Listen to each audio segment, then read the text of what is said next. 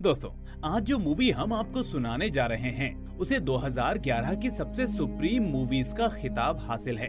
ये दुनिया की उन चुनिंदा मूवीज में से एक है जिसको अपनी उम्दा एडिटिंग के चलते ऑस्कर हासिल हुआ। यही नहीं, इसकी थ्रिल और सस्पेंस से भरी कहानी ने दर्शकों के साथ साथ सेंसर बोर्ड का भी माथा घुमा दिया। और आखिर ये सब कैसे हुआ, आइए जानते हैं हमारी आज की वीडियो में। मूवी का नाम है the girl with the dragon tattoo और इसकी IMDb पर मौजूद 7.8 आउट ऑफ 10 की रेटिंग ये बताने के लिए काफी है कि आखिर क्यों आज भी लोग इस कहानी के दीवाने हैं। कहानी की शुरुआत स्टॉकहोम के एक कोर्ट से होती है, जहां पर हमें मिकाएल ब्लॉमक्विस्ट से रूबरू कराया जाता है, जो कि एक इन्वेस्टिगेटर जर्नलिस्ट होते हैं।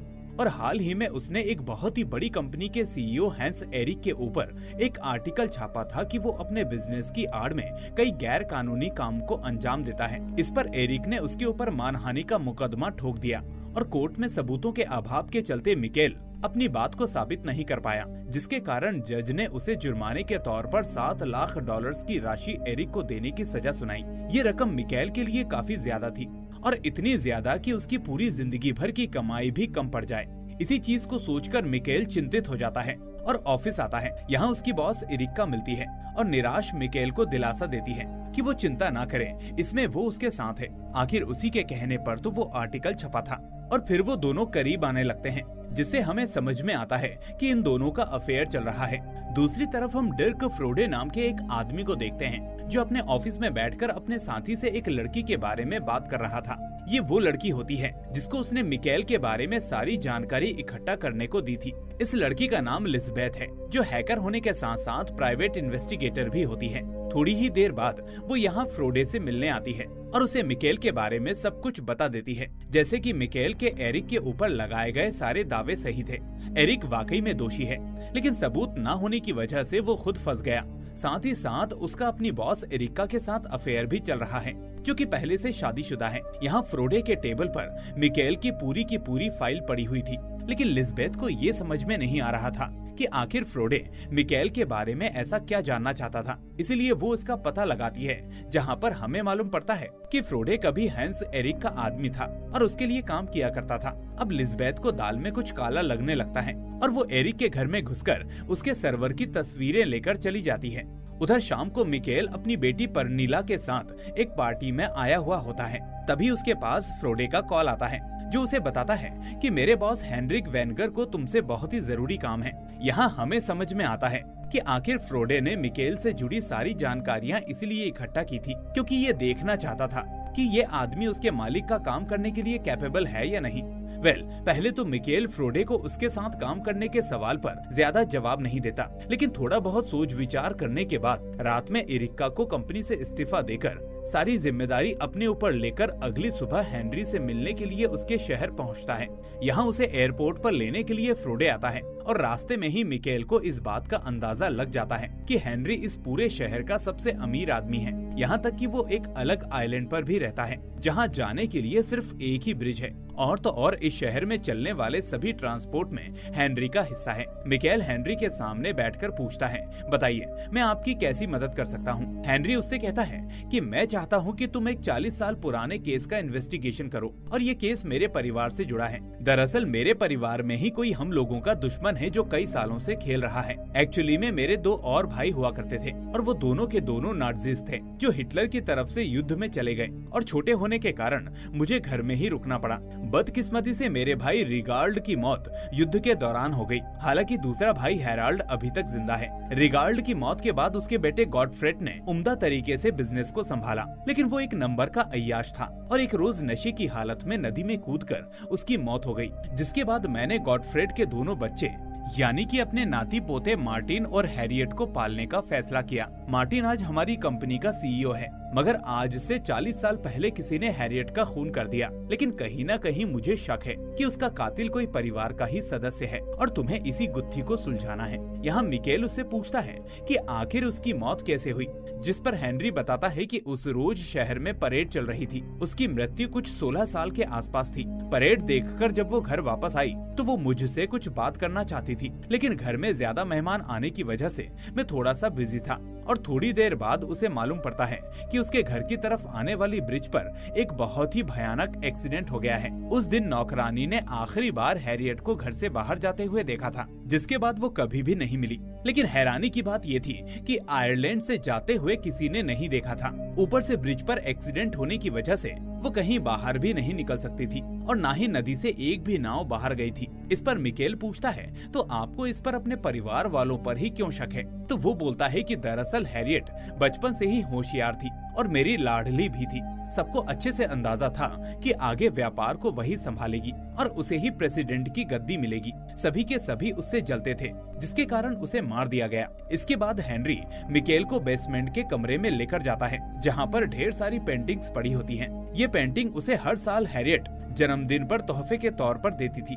पर हैरानी की बात यह है कि उसके गायब होने के बावजूद भी हर साल मुझे ये पेंटिंग मिलती है और ये बात परिवार के कुछ खास लोगों को ही पता थी, जो आज भी मेरा फायदा उठा रहे हैं। और इसी रहस्य को सुलझाने के लिए मैंने तुम्हें यहाँ बुलाया है। इन सब बातों को सुनने के बाद मिकेल उनसे कहता है कि मैं आपका ये केस नहीं ले सकता, ये बहुत पुराना हो चुका है और अब जब आप इतने बड़े आदमी होकर कुछ नहीं कर पाए तो फिर मैं इसमें क्या ही कर पाऊंगा। हेनरी कहता है कि मैं इसके बदले में तुम्हारी तनख्वाह से डबल पैसे दूंगा, साथ ही साथ केस सॉल्व होने के बाद रकम से 4 गुना ज्यादा कीमत मिलेगी। मिकेल इसके बावजूद भी मना कर देता है। तो फिर हेनरी बोलता है कि एरिक के ऊपर तुमने जो भी आरोप लगाए थे वो सभी के सभी सही हैं। मेरे पास उसके सबूत भी हैं, क्योंकि वो कभी मेरे लिए काम किया करता था और मैं उसकी नस नस से वाकिफ हूँ। इसलिए अगर तुम मेरी इस गुत्थी को सुलझाने में सफल रहे तो वो सारे के सारे सबूत मैं तुम्हें दे दूंगा, जिसे कोर्ट में पेश करके तुम अपनी इज्जत बचा सकते हो, और हाँ, पैसे भी। ये जानकर मिकेल की आंखें खुली की खुली रह जाती हैं और वो कुछ देर सोचने के बाद हेनरी का केस लेने के लिए राजी हो जाता है।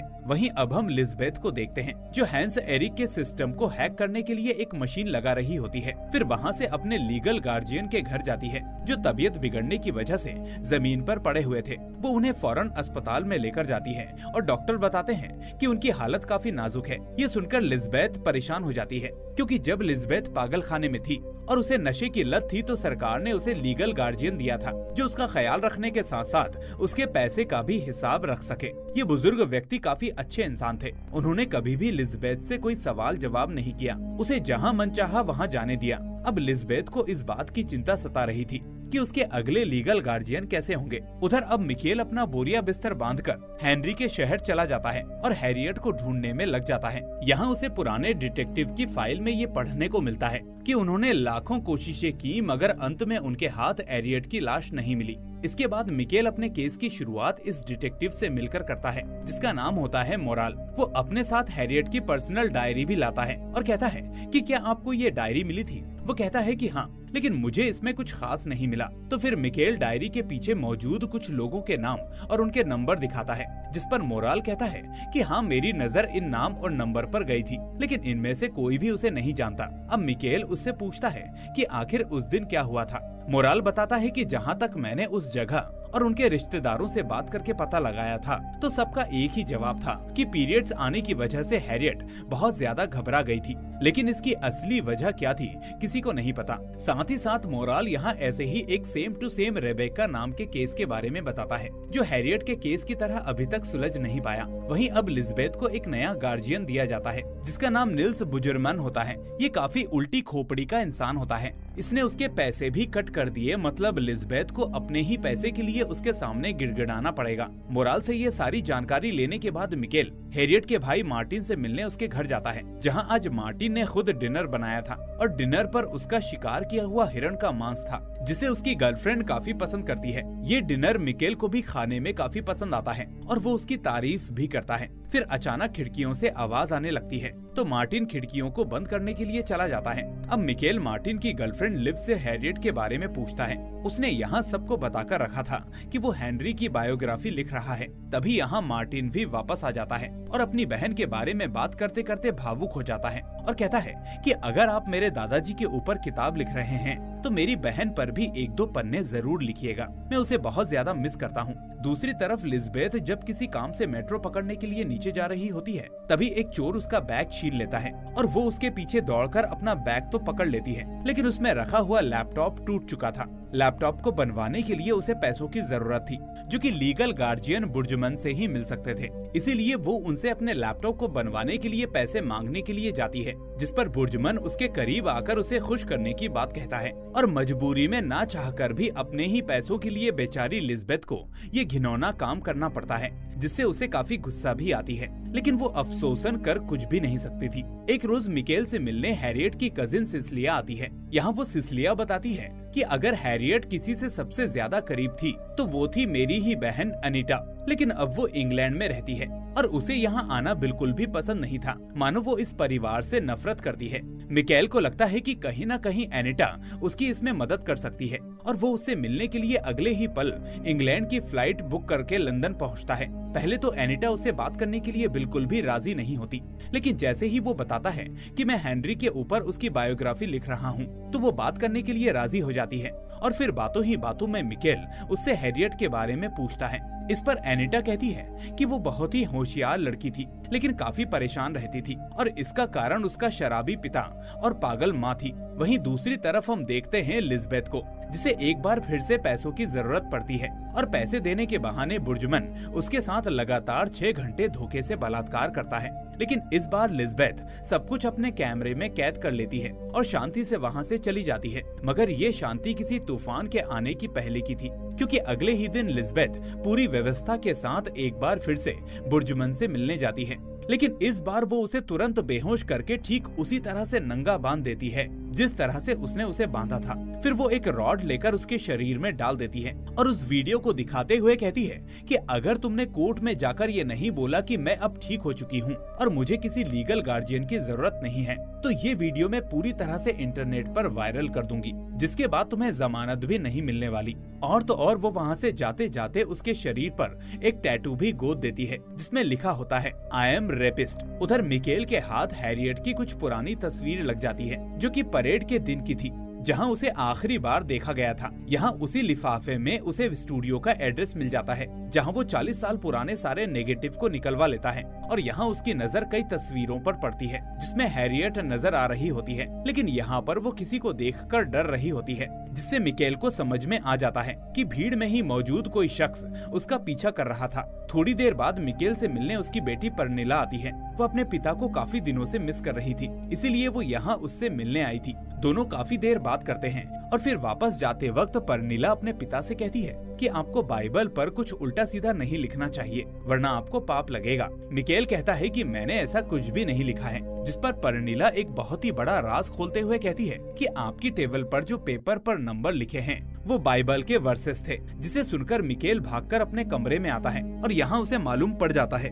कि हैरियट ने अपनी डायरी में जो आखिरी नंबर लिखे थे वो किसी का एड्रेस या फोन नंबर नहीं। यहाँ इन वर्सेस को पढ़ते पढ़ते उसे एक सजा का जिक्र मिलता है, जिसमें लिखा था कि पहले पापी के सर को काटो, फिर उसके पैर को काटो और फिर उसे जलाकर मार दो। ये पढ़ते ही मिकेल को मोराल की याद आती है। उसने रेबेका नाम की एक लड़की का जिक्र किया था, जिसे कुछ इसी तरह से मारा गया था। यहाँ अब मिकेल फ्रोडे से मिलता है और उससे हेनरी की तबीयत के बारे में पूछता है। फ्रोडे बताता है कि हेनरी की तबीयत थोड़ी खराब है, जिस पर मिकेल चिंता जताते हुए कहता है कि उसके पास एरिक के खिलाफ जो कोई भी सबूत होगा मुझे अभी दे दे, क्योंकि अगर कहीं से उसे कुछ हो गया तो फिर मेरा क्या होगा। इस पर फ्रोडे बोलता है कि तुम परेशान मत हो, हेनरी को कुछ भी नहीं होने वाला। फिर मिकेल उसे बताता है कि ये केस और पेचीदा होता जा रहा है, मुझे यहाँ पर एक असिस्टेंट की जरूरत पड़ने वाली है। तो फ्रोडे उससे कहता है कि मेरे पास इसके लिए एक आदमी है और ये वही लड़की है जिसने तुम्हारे ऊपर रिसर्च करके हमें तुमसे रिलेटेड हर एक डिटेल दी थी। मिकेल भी उस लड़की की काबिलियत से खुश था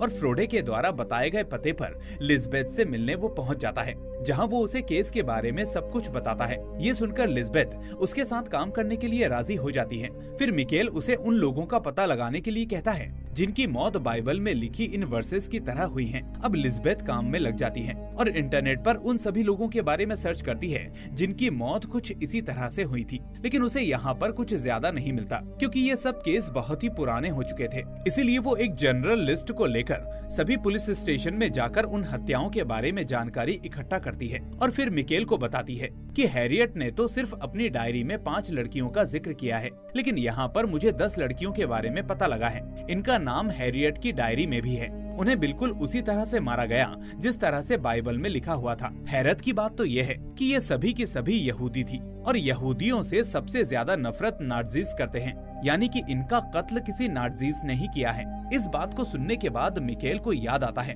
कि हेनरी के दोनों भाई नाज़ीज थे, जिनमें से एक की तो मौत हो गई, लेकिन हेराल्ड अभी भी जिंदा था, जिसका घर सामने ही था। सुबह लिज़बेथ मिकेल को उन्हीं पुरानी तस्वीरों को और गौर से दिखाती है, जिसमें हैरियट के पीछे एक लड़की खड़ी थी, जिसके हाथों में कैमरा था और वो कुछ लोगों की फोटो खींच रही थी। अगर ये लड़की मिल जाए तो हो सकता है उन्हें उस शख्स की फोटो भी मिल जाए जिसे अपने सामने देखकर हैरियट डर रही थी। तभी मिकेल को अपने घर के दरवाजे के पास उसकी पालतू बिल्ली मरी हुई मिलती है, जिसे किसी ने बड़ी ही बेरहमी से मारा था। और यहाँ उसे समझ में आ चुका था कि कातिल को उन लोगों के बारे में पता चल चुका है और वो अभी भी जिंदा है। लिज़बेथ बिल्ली की कुछ तस्वीरें लेती है और फिर दोनों बड़ी ही होशियारी से अपने अपने काम के लिए निकल जाते हैं। थोड़ी बहुत छानबीन करने के बाद मिकेल को उस लड़की का पता चल चुका था, जो अब काफी बूढ़ी हो चुकी थी। वो उससे परेड के दिन के बारे में पूछता है तो वो उसे वो सभी फोटोज दे देती है जो परेड के दिन खींची गई थी। घर आकर मिकेल उन सभी तस्वीरों को स्कैन करता है,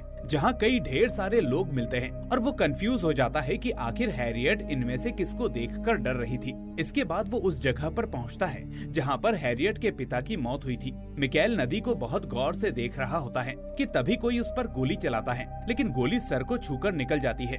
मिकेल भागते हुए घर पहुँचता है, जहाँ लिज़बेथ पूरे घर में कैमरा लगा रही थी। वो घायल मिकेल को देखकर मरहम पट्टी करती है और फिर दोनों यहीं पर एक दूसरे के साथ हमबिस्तर हो जाते हैं। सुबह सुबह मिकेल फ्रोडे और मार्टिन से मिलता है। वो उनसे कंपनी का सारा डेटा मांगता है, जिस पर पहले तो फ्रोडे आपत्ति दर्ज करता है, लेकिन बाद में मार्टिन के कहने पर सारी डिटेल्स देने को तैयार हो जाता है, क्योंकि मार्टिन भी कहीं न कहीं चाहता था कि ये गुत्थी जल्दी से जल्दी सुलझ जाए। फिर वो लिज़बेथ को कंपनी की सारी डिटेल्स को स्कैन करने के लिए ऑफिस भेजता है। उधर वो खुद उस दिन ब्रिज पर हुए एक्सीडेंट की सारी तस्वीरों को खंगालने लगता है और यहाँ उसे सिसिलिया के पिता नजर आते हैं, जो फोटो खींच रहे होते हैं, और उनके पास जाकर वो उनसे भी परेड के दिन की फोटोज मांग लेता है। और इन्हीं तस्वीरों में उसे एक लड़के की इमेज मिलती है, जो कि थोड़ी धुंधली ली थी, लेकिन उसके कोट पर एक बैच लगा हुआ था। सिसिलिया के पिता बताते हैं कि ये लड़का कोई और नहीं बल्कि मार्टिन है। वहीं दूसरी तरफ ऑफिस में लिज़बेथ हैरियट के पिता के बारे में जानकारी इकट्ठा कर रही होती है, तो यहाँ उसे मालूम पड़ता है कि वो एक मीटिंग के लिए कार्लिन कंपनी गया था। हैरत की बात ये थी कि हैरियट की डायरी में जो चौथी लड़की का नाम लिखा था, वो भी कार्लिन कंपनी में काम करती थी। थोड़ी बहुत इन्वेस्टिगेशन करने के बाद उसे ये भी पता चल जाता है कि जहाँ जहाँ उन सारी लड़कियों का मर्डर हुआ था, वहाँ वहाँ हैरियट के पिता गए थे, यानी कि ये खूनी खेल कोई और नहीं बल्कि हैरियट के पिताजी कर रहे थे। लेकिन जब बात आखिरी लड़की की आती है तो उसका दिमाग चकरा जाता है, क्योंकि आखिरी लड़की के मरने से पहले ही उनकी मौत हो चुकी थी। तो फिर इसे किसने मारा? अब ये बात उसे समझ में नहीं आती। तभी उसकी नजर उस साल की एक तस्वीर पर पड़ती है, जिसमें हेनरी और मार्टिन नजर आते हैं। वहीं घर पर जब मिकेल मार्टिन के कोट पर लगी उस बैच को देखता है, तो वो उनका कनेक्शन उन लड़कियों से ढूंढने की कोशिश करता है। यहाँ पर उसे एक बेहद हैरान करने वाली चीज दिखाई देती है। दरअसल जो आखिरी लड़की लारा मरी थी, उसके कोट पर भी एक ऐसा ही बैच था। फिर अपने शक को यकीन में बदलने के लिए वो परेड की फोटो देखता है, जिसमें हैरियट के सामने जो लड़का दिखाई देता है वो मार्टिन ही होता है। यहाँ तक कि एक तस्वीर में तो उसे समय का भी पता चल जाता है, जो कि कुछ 2:40 के आसपास का हो रहा था। लेकिन पूछताछ में मार्टिन ने बताया था कि वो 4 बजे तक घर आया था, जिससे साफ हो जाता है कि मार्टिन ही वो किलर था, जो अपने पिता के बाद अब खुद खून करने लगा था। ये बात बताने के लिए वो लिज़बेथ को फोन करता है, पर उसका फोन नहीं लग रहा था, इसलिए वो अकेले ही मार्टिन के घर की तरफ निकल जाता है। उधर लिज़बेथ ने भी इस गुत्थी को सुलझा लिया था और मालूम कर लिया था कि इन 9 लड़कियों को मार्टिन के पिता ने मारा था और आखिरी लड़की को खुद मार्टिन ने ही मारा था। अब मिकेल मार्टिन के घर पहुंचता है और उसके खिलाफ सबूत ढूंढने लगता है। तभी अचानक वहां मार्टिन पहुंच जाता है और उस पर बंदूक तानकर उसे बेसमेंट में लेकर आता है, जहां पर मार्टिन उसे बांधकर पूछता है कि आखिर तुम्हें ये सब कैसे पता चला। तो फिर मिकेल बोलता है कि मैंने ये सारी तस्वीरें खंगाली और तुमने बोला था कि परेड के दिन तुम 4 बजे घर आए, लेकिन सच बात यह है कि तुम उस रोज 2:40 पर ही वहाँ लौट आए थे। वहीं लिज़बेथ जब मिकेल को मिलने घर पहुँचती है तो उसके लैपटॉप पर मार्टिन की फोटो देखती है और समझ जाती है कि उसे भी सच का पता चल चुका है। बेसमेंट में मार्टिन उसको बताता है कि इसी जगह पर लड़कियों को काटकर मैं मारता हूँ और अपने पिता से भी ज्यादा खतरनाक आदमी हूँ। जिस दिन तुम मुझसे मिलने के लिए मेरे घर आए थे और तुमने वो डिनर किया था, वो किसी हिरण का डिनर नहीं था बल्कि एक लड़की का मांस था। जिसे मैंने ताज़ा ताज़ा ही काटा था, और जो आवाज तुम्हें आ रही थी वो किसी जानवर की नहीं थी, बल्कि उसी लड़की की थी जिसे शांत करने के लिए मैं नीचे गया था, और अब तुम्हारी बारी है। यहाँ मिकेल पूछता है कि वो सब तो ठीक है, लेकिन तुमने अपनी ही बहन को क्यों मारा? उसने तुम्हारा क्या बिगाड़ा था? ये सुनकर मार्टिन भड़क जाता है और उसे मारने लगता है, जिससे मिकेल समझ जाता है कि उसने अपनी बहन को नहीं मारा। अब वो गुस्से में मिकेल को जान से मारने के लिए चाकू निकाल लेता है, पर तभी सही समय पर लिज़बेथ आ जाती है और पीछे से वार करके मार्टिन को बेहोश कर देती है। वो मिकेल को छुड़ा ही रही होती है कि मार्टिन होश में आने के बाद वहाँ से भागने की कोशिश करता है। लिज़बेथ अभी अपनी बाइक से उसका पीछा करती है। दोनों चूहा बिल्ली की तरह एक दूसरे के आगे पीछे होते हैं। तभी मार्टिन की गाड़ी ब्रिज से टकरा जाती है, जिससे एक जोरदार ब्लास्ट होता है और उसकी वहीं पर मौत हो जाती है। अब लिज़बेथ मिकेल के पास जाती है और उसे एक तस्वीर थमाती है जिसमें हैरियट नंगी होती है। ये फोटो उसे मार्टिन के बेसमेंट से मिली थी, लेकिन ना जाने क्यों मिकेल को लगने लगा था कि अभी भी हैरियट जिंदा है, क्योंकि अब ना तो उसके पिता रह गए हैं और ना ही मार्टिन ने उसे मारा था। तो फिर आखिर वो गई तो गई कहाँ? इसका जवाब अब उसे एक ही लड़की दे सकती थी, और वो थी हैरियट की सबसे खास एनिटा। इसीलिए मिकेल लिज़बेथ के साथ लंदन की फ्लाइट पकड़कर एनिटा से मिलने जाता है। वो उसे बताता है कि मार्टिन अब मर चुका है, पर ये सुनने के बाद भी उसे कुछ भी फर्क नहीं पड़ता। तो फिर अगले दिन मिकेल अनिटा से दोबारा मिलने जाता है, लेकिन इस बार वो उसे सीधे सीधे हैरियट कहकर पुकारता है। और यहाँ इस कहानी का सबसे बड़ा खुलासा होता है, जहाँ वो मिकेल को बताती है कि जी हाँ, मैं ही हैरियट हूँ। यहाँ लंदन आने में मेरी मदद एनिटा ने ही की थी। वो यहाँ अपनी शादी के पहले वाले पासपोर्ट से लंदन आ गई थी, और मैं उसकी शादी के बाद के पासपोर्ट से आने में कामयाब हुई, जिसके बाद यहीं पर बस गई। मिकेल जब उसे लिज़बेथ की दी हुई उसकी नंगी तस्वीर दिखाता है, तो एनिटा यानी कि हैरियट कहती है कि हाँ, ये मैं ही हूँ, और मुझे अपने परिवार से इसीलिए हमेशा से नफरत थी, क्योंकि मेरे पिता 14 साल की उम्र से मेरा रोज बलात्कार कर रहे थे। ये बात मैंने अपनी माँ को भी बताई थी, लेकिन उन्होंने मेरी कोई मदद नहीं की। एक रोज जब ऐसे ही वो मेरा बलात्कार कर रहे थे, तभी वहाँ से भागकर मैं नदी के पास आ गई। मेरे पिताजी मेरा पीछा करते करते वहाँ पहुँचे। मौका देखकर मैंने पीछे से वार कर दिया और नदी में गिरकर उनकी ही मौत हो गई। बदकिस्मती से मार्टिन ने मुझे ऐसा करते हुए देख लिया था, और फिर जिस तरह मेरे पिताजी मेरे साथ दरिंदगी करते थे, वो भी उन्हीं की तरह मुझे रोजाना ब्लैकमेल करके हैवानियत की सारी हदें पार करने लगा था। कुछ समय बाद वो बोर्डिंग स्कूल चला गया और मुझे लगा कि अब ये सब कुछ रुक जाएगा, लेकिन परेड के दिन जब मैंने उसे वापस आते हुए देखा तो मैं डर गई और वहाँ से भागकर सारी बातें दादाजी को बताने की कोशिश की, लेकिन वो काफी बिजी थे। फिर ये बात मैंने एनिटा को बताई, जिसने मुझे कहीं छुपा दिया और कहा कि जब तक सब कुछ शांत ना हो जाए तब तक तुम्हें यहाँ से निकलने की कोई जरूरत नहीं है। सुबह मुझे अपनी गाड़ी की डिग्गी में छुपाकर वो फ्लाइट से लंदन ले आई, और पुलिस वालों ने उसकी गाड़ी की तलाशी भी नहीं ली, क्योंकि वो हमारे परिवार की सदस्य थी। उसकी शादी के बारे में भी किसी को नहीं पता था। फिर कुछ सालों बाद उसकी मौत भी हो गई। 20 साल तक वो अपने परिवार से दूर रही, इसलिए किसी को भी हमारे बारे में भनक भी नहीं लगी। ये सब बातें बताकर हैरियट काफी भावुक हो जाती है और मिकेल की मदद से एक बार फिर वो अपने दादाजी से मिलने वापस उनके शहर जाती है, जिसे देखकर हेनरी की तबीयत ठीक हो जाती है और वो उसे पहचानकर फौरन खुशी खुशी अपने गले लगा लेते हैं। फिर मिकेल फ्रोडे से खुद को बेगुनाह साबित करने के लिए एरिक के खिलाफ सबूत मांगता है, लेकिन यहाँ जो सबूत फ्रोडे उसे दे रहा था वो सभी बहुत पुराने हो गए थे। इस पर मिकेल भड़क जाता है। तभी लिज़बेथ उसके पास आती है और कहती है कि तुम परेशान मत हो, मेरे पास एरिक की पूरी जन्म कुंडली पड़ी हुई है। मैंने उसके घर का पूरा सर्वर हैक करके रखा है, जिसके बाद ये सारे सबूत वो अपने अगले आर्टिकल में छाप देता है और एरिक एक बार फिर से